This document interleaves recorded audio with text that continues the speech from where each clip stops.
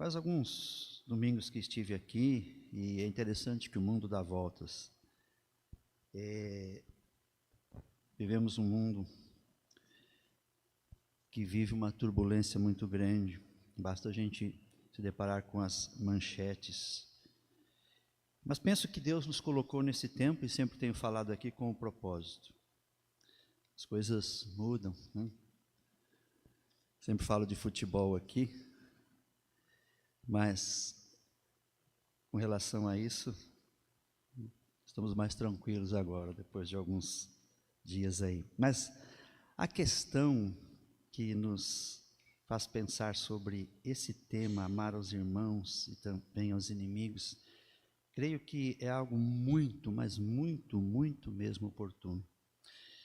Creio que em tempos como esses, em tempos onde se prevalece muitas vezes o ódio, que não deveria acontecer, essas palavras caem como uma luva e elas vêm como palavras de esperança num tempo tão difícil que nós estamos vivendo. E às vezes nós nos negamos a olhar para o tempo. Queremos que as notícias sejam boas, mas é preciso olhar para o mundo para ver o que está acontecendo. Porque se não fosse assim, o próprio Deus não teria tomado a iniciativa de fazer com que a graça sobre as nossas vidas fosse dada, fosse derramada.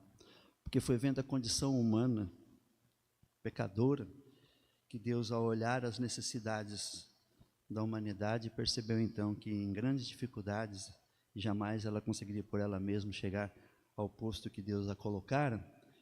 Então Deus interveio e assim agiu de uma forma que nós hoje estamos aqui. E se estamos é pela sua graça.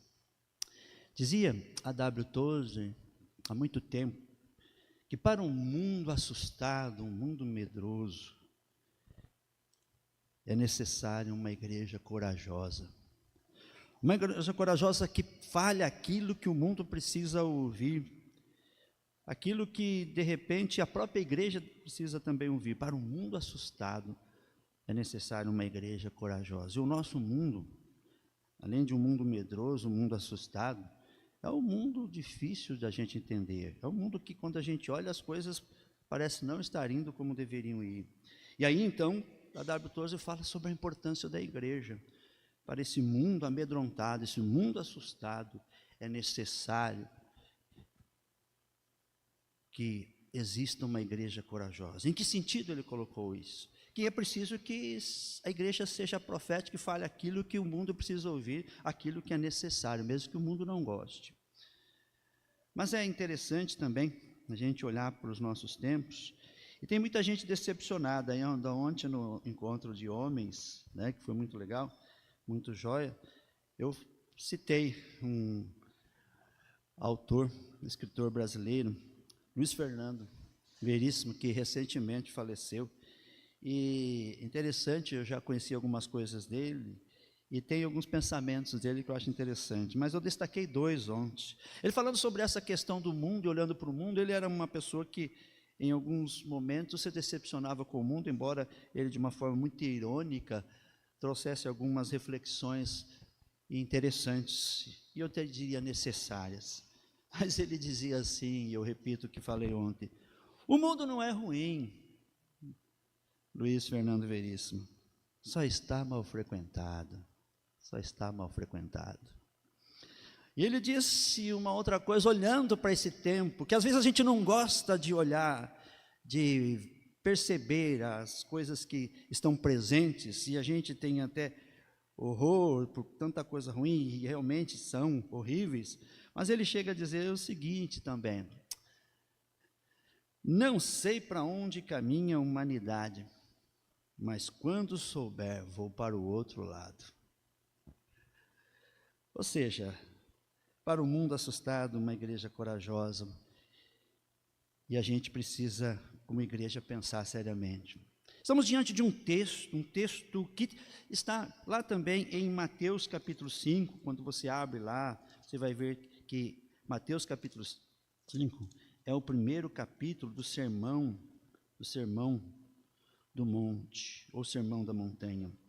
E esse texto que nós lemos, ele é parte do Sermão do Monte. Aqui está no capítulo 6 em Lucas, lá em Mateus está no capítulo 5, versículo 43, 48, é o mesmo texto e o mesmo princípio.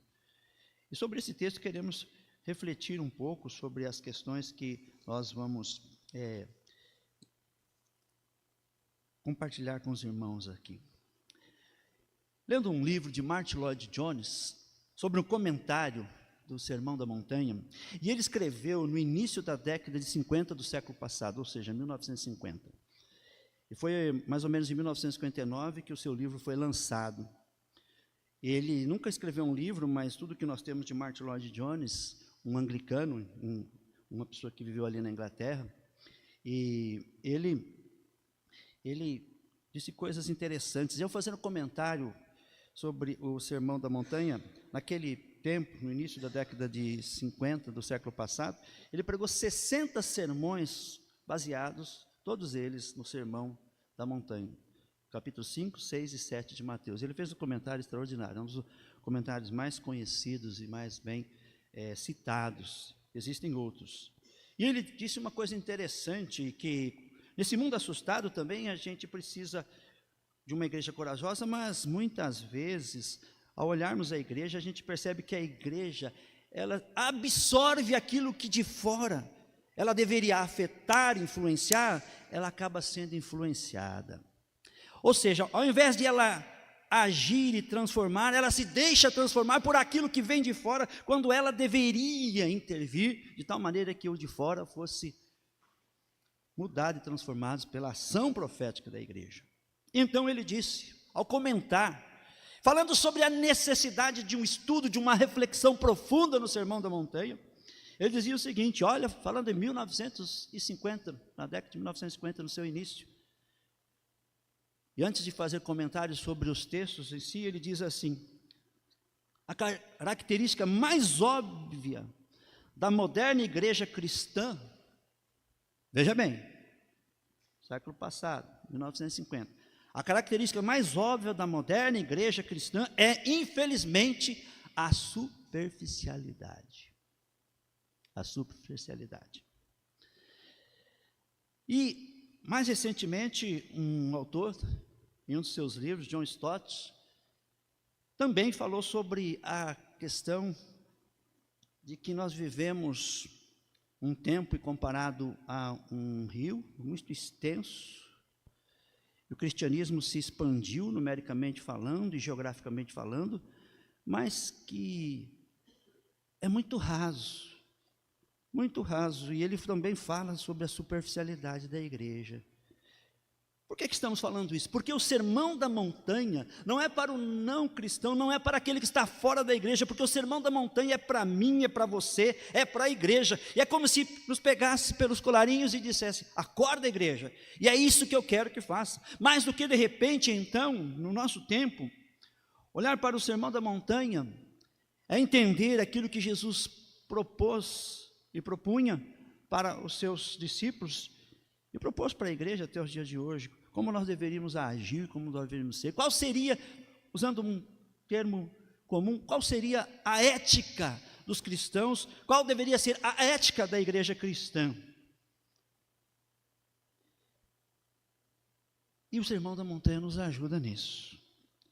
É preciso olhar para ele, e eu já falei outras vezes aqui, como se fosse algo que a gente estivesse usando como uma cartilha, se aqui não podemos diminuir esse precioso texto como uma cartilha, mais do que isso, uma palavra de Deus para as nossas vidas. E é interessante que, mais uma vez, nós nos percebemos aqui, diante de uma situação em que Jesus está conversando com seus discípulos, mas ao mesmo tempo está falando sobre coisas que estão acontecendo no seu tempo. E sobre esse texto, alguém fez o seguinte comentário sobre esse texto que nós estamos diante dele, esse texto de Lucas, capítulo 32, versículo 36, e também esse texto de Mateus 5, 43, 48.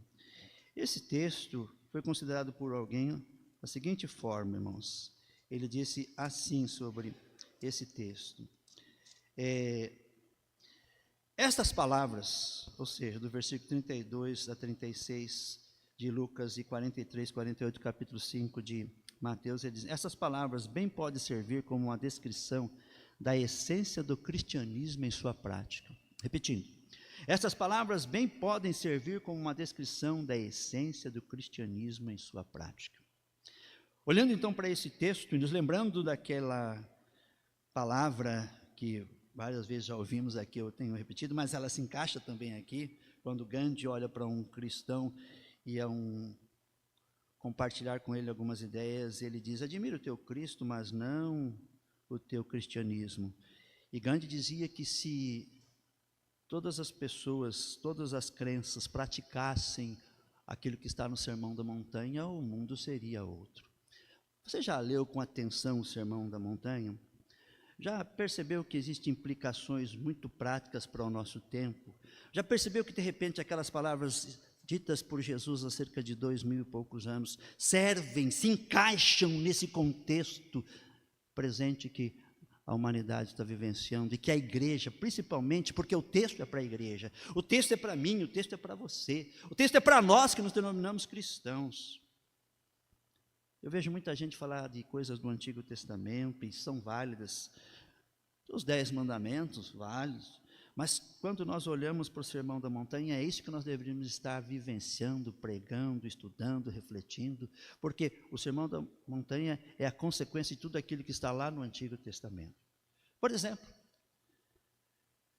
aqui nós estamos diante de uma situação em que religiosos interpretaram, porque o que está dito aqui sobre eles, quando ele diz: se amais o que vos amam, qual é a vossa recompensa?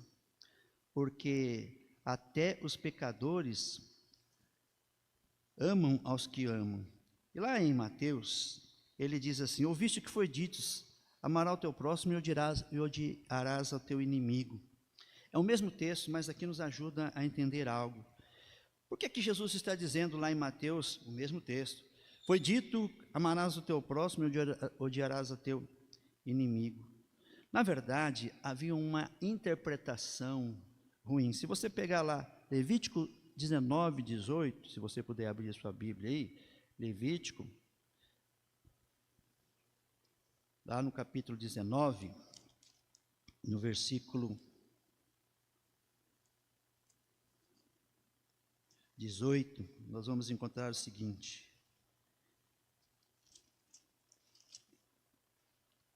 não te vingarás, nem guardarás ira contra os filhos do teu povo, mas amarás o teu próximo como a ti mesmo, eu sou o Senhor.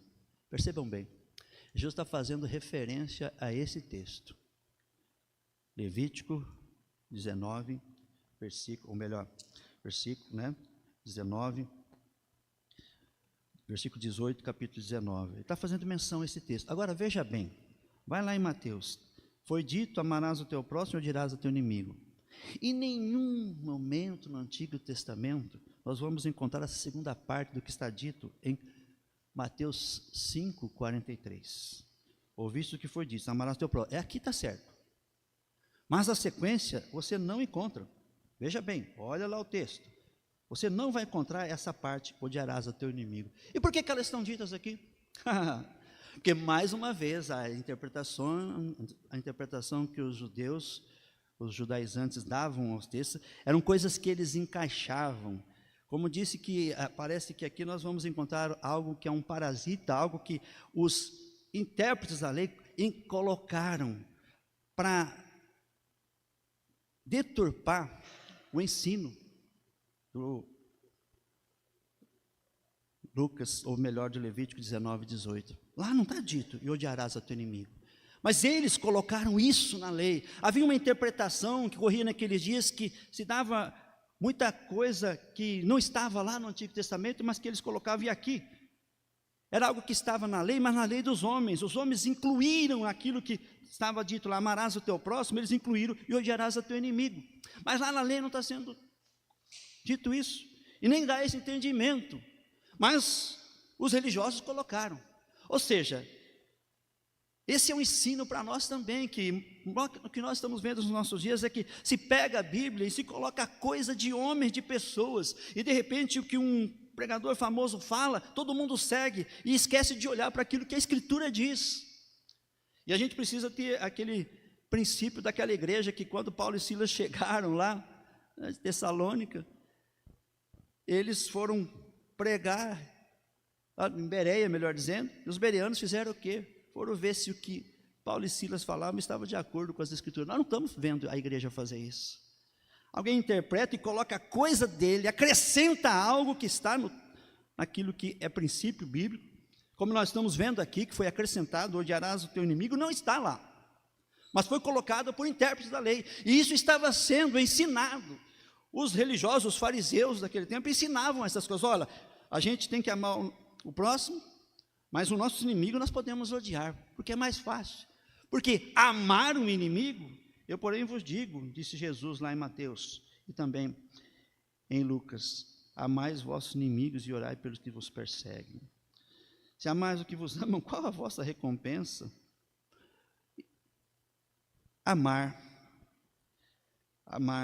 É interessante olhar, isso todos os estudiosos colocam, mas vendo lá um texto, eu li alguns comentários sobre esse texto, e muitos de vocês já devem ter ouvido falar que no grego, a palavra amor, ela pode ser entendida de 4 maneiras. Existem 4 palavras sobre amor.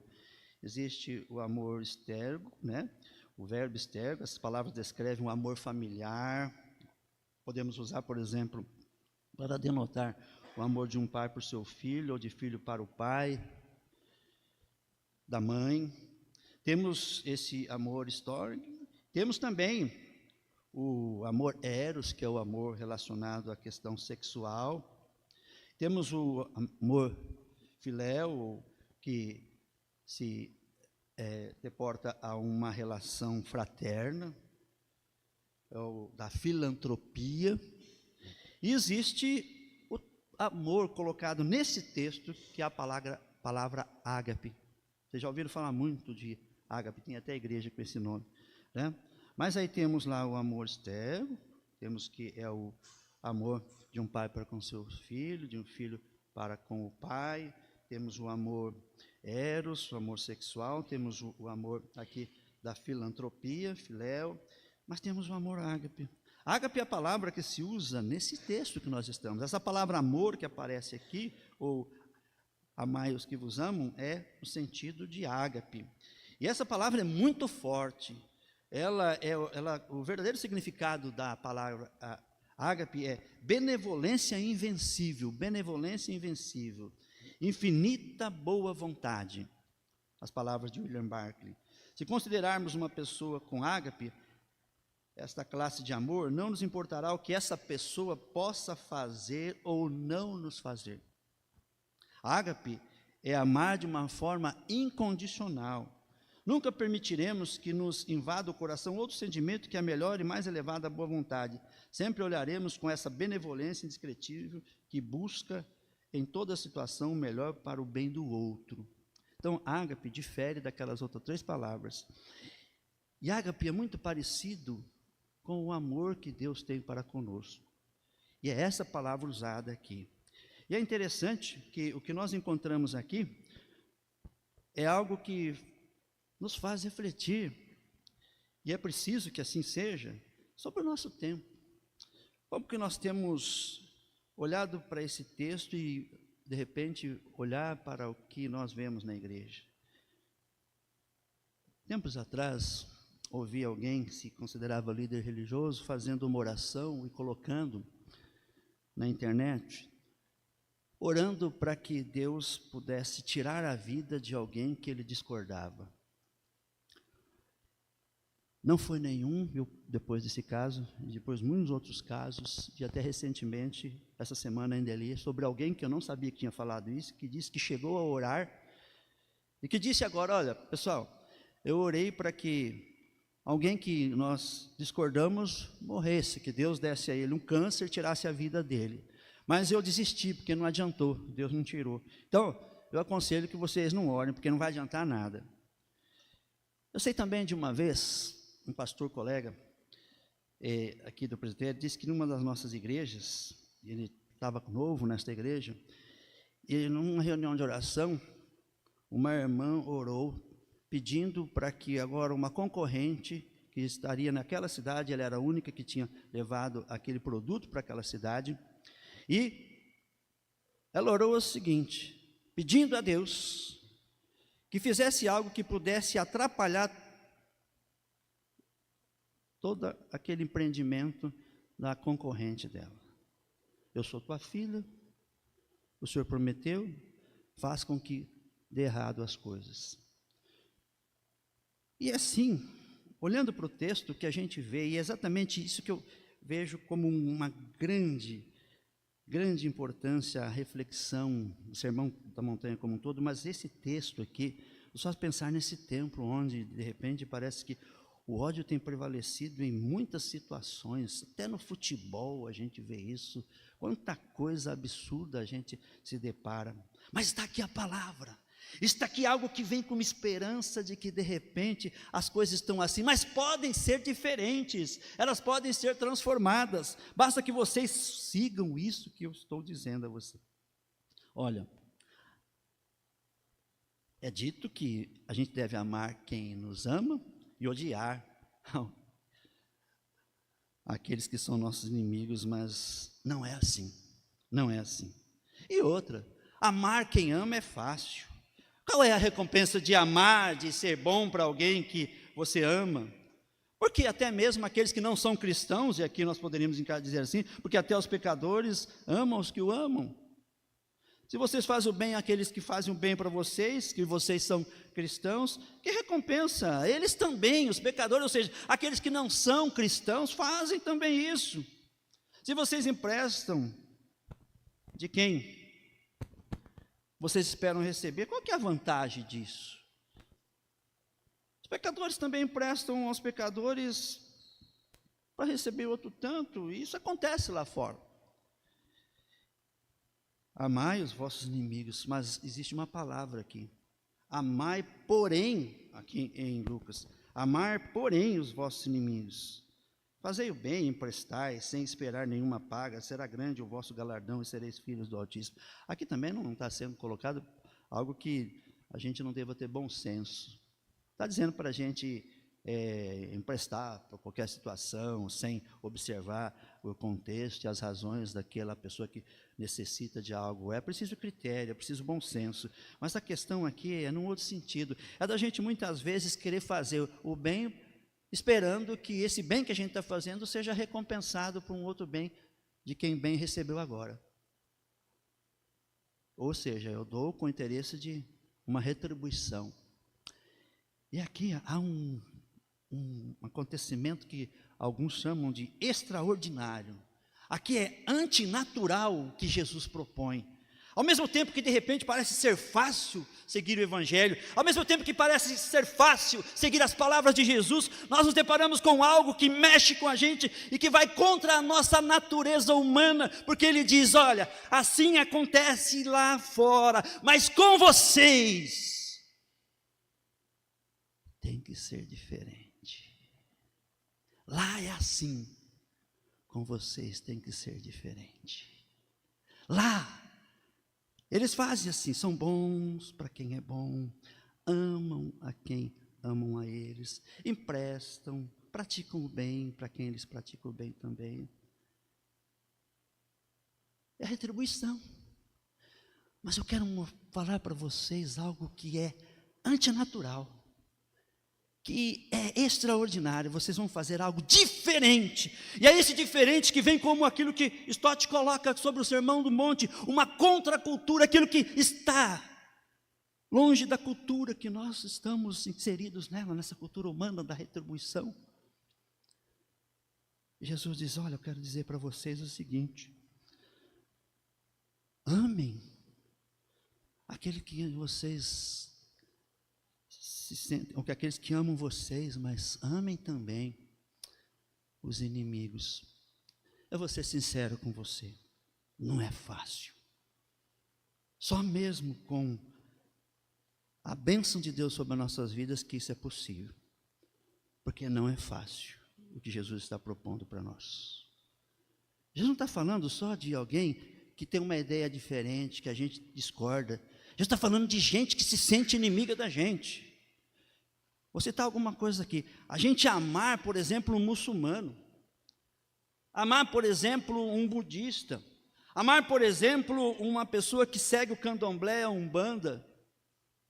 É isso que ele está dizendo, para a gente amar todo e qualquer tipo de pessoa.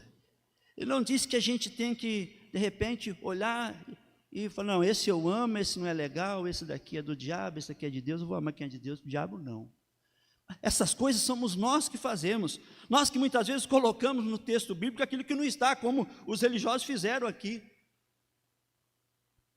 Disseram coisas que não estavam, era uma interpretação deles, mas para facilitar para eles, porque, bom, a gente gostar de quem gosta é fácil, então a gente pode odiar, a gente não precisa passar a mão naqueles que a gente discorda, aqueles que se sentem nossos inimigos. Questão, então, que Jesus adverte é que os religiosos inseriam nas escrituras ou nos ensinamentos coisas que eles achavam que devia ser. Jesus propõe algo que é antinatural, algo extraordinário, que contradizia a cultura da sua época, contradiz o tempo e o nosso contexto hoje. Amai também os vossos inimigos. E sabe, para a gente estar finalizando, o que isso significa? Se a gente olhar para o texto bíblico, a gente vai ver que aqui mesmo, Deus faz o bem tanto para aqueles que o seguem, como para aqueles que não o seguem. Está dentro desse contexto. E sabe o que o texto propõe para nós? Veja lá no versículo 36 de Lucas, sede misericordiosos, como também é misericordioso o vosso Pai. Assim como Deus faz para vocês, Ele faz para aquele que também não vai na sinagoga, não vai. Deus opera, Deus dá chuva para quem segue e vai na igreja, é abençoado. Mas como entender aquilo que Deus faz por aqueles que não se denominam cristãos e recebe de repente aquilo que nós recebemos e nós vemos como bênção, mas Ele também está recebendo? Sabe por que isso acontece? Porque Deus é misericordioso. E o texto nos propõe algo, mais uma vez, como extraordinário, como antinatural. Na verdade, o que sede misericordiosos, como também é misericordioso o vosso Deus, dentro desse contexto de amar os nossos inimigos, nos leva mais uma vez ao encontro daquilo que eu acho que é transformador, e aquilo que nos meus últimos anos tenho vivenciado e lido, que é a graça de Deus. Porque quando Jesus diz, amai os vossos inimigos, e sejam misericordiosos, como também é misericordioso o vosso Pai, Jesus está dizendo o seguinte, assim como Deus fez, vocês devem fazer. Eu ouvi essa semana algo que eu achei extraordinário. Alguém disse as seguintes palavras: Deus se humanizou entre nós. Olha que coisa. Ele se tornou gente, se tornou humano como nós, através de Jesus Cristo, para nos tornar divinos. Jesus veio para assumir a nossa humanidade, para mostrar para nós o seguinte: gente, vocês foram feitos à imagem e semelhança de Deus, aquilo que em teologia nós chamamos de imago Dei, imagem de Deus. Vocês estão deixando, por isso que sejam misericordiosos, como também é misericordioso o vosso Pai, ou seja, Deus. Sede santos, porque eu sou santo.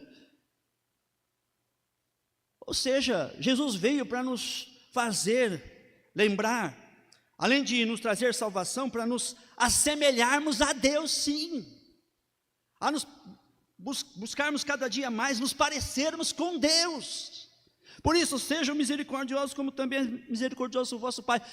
Jesus está falando aqui sobre a graça, porque amar os inimigos é amar alguém que de repente rejeita a gente, que não gosta da gente.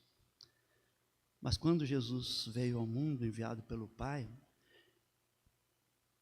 Ele veio para salvar aqueles que se distanciaram do Pai e que não quiseram a paternidade de Deus, fugiram dela, E Jesus vem para trazer a humanidade de novo ao encontro do Pai.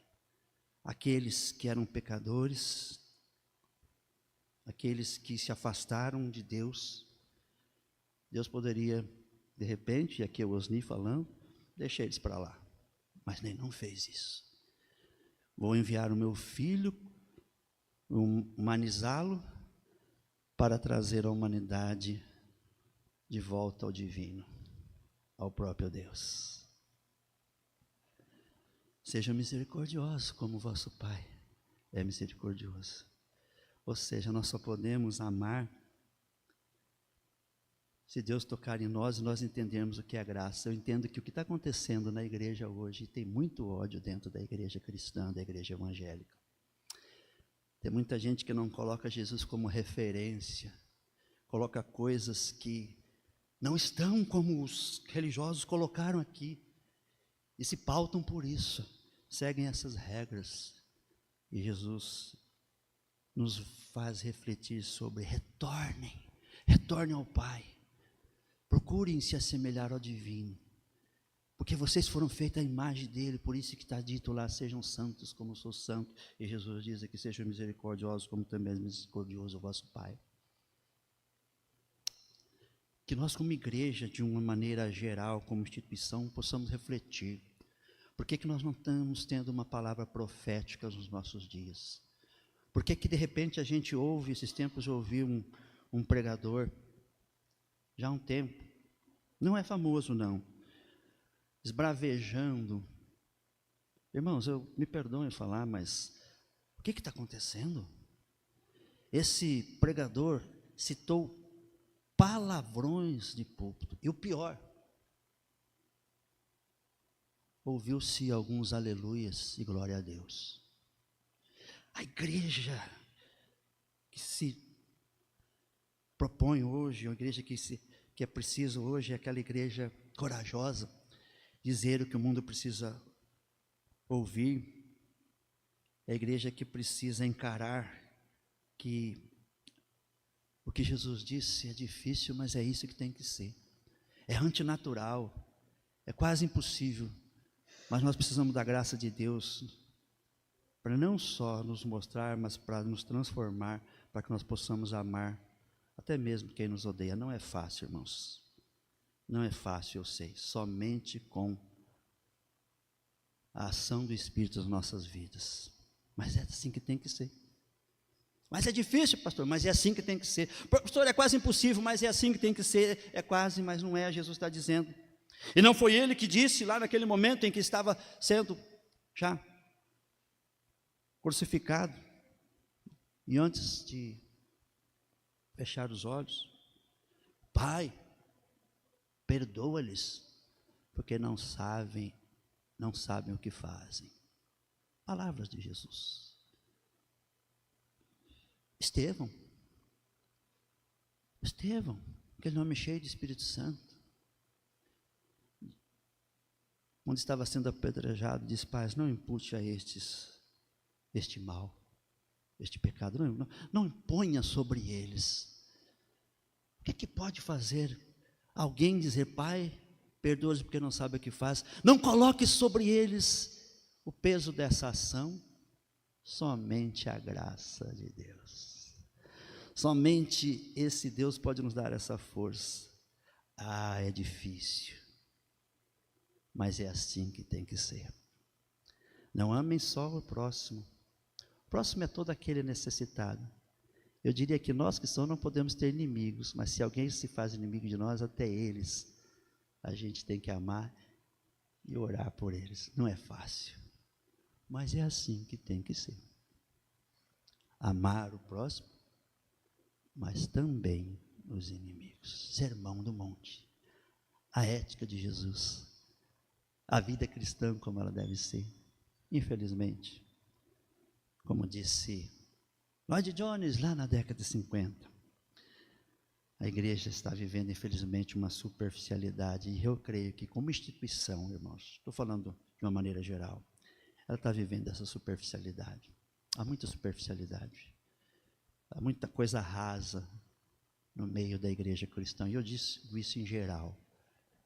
porque nós estamos nos afastando disso que nós tanto defendemos, somente as Escrituras.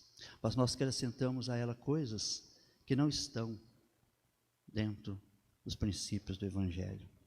Leiamos mais os Evangelhos. Recomendo a você essa semana uma receita. Já fiz isso outras vezes. Leia, medite no Sermão da Montanha.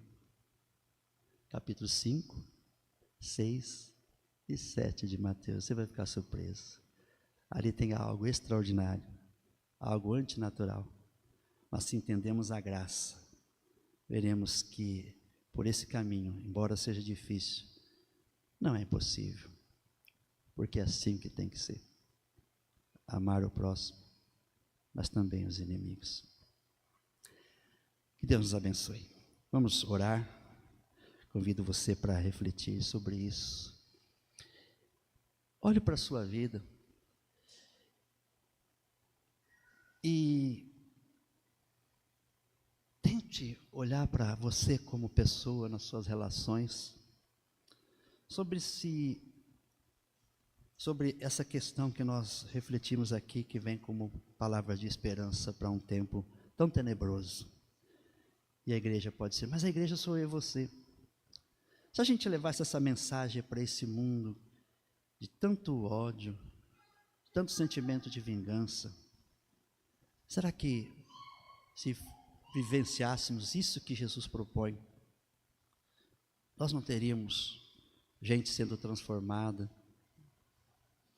gente saindo de onde está no pecado e buscando encontro com Jesus? Acredito que seria uma forma de evangelizarmos. Pense isso sobre suas relações, e se alguém com quem você precisa se reconciliar, e às vezes nós precisamos. Às vezes alguém que nos magoou, às vezes alguém que a gente machucou, e isso acontece, viu? Não deixar que aquilo que foi passado se torne peso no presente. Que a gente possa proceder assim. Porque é assim que tem que ser.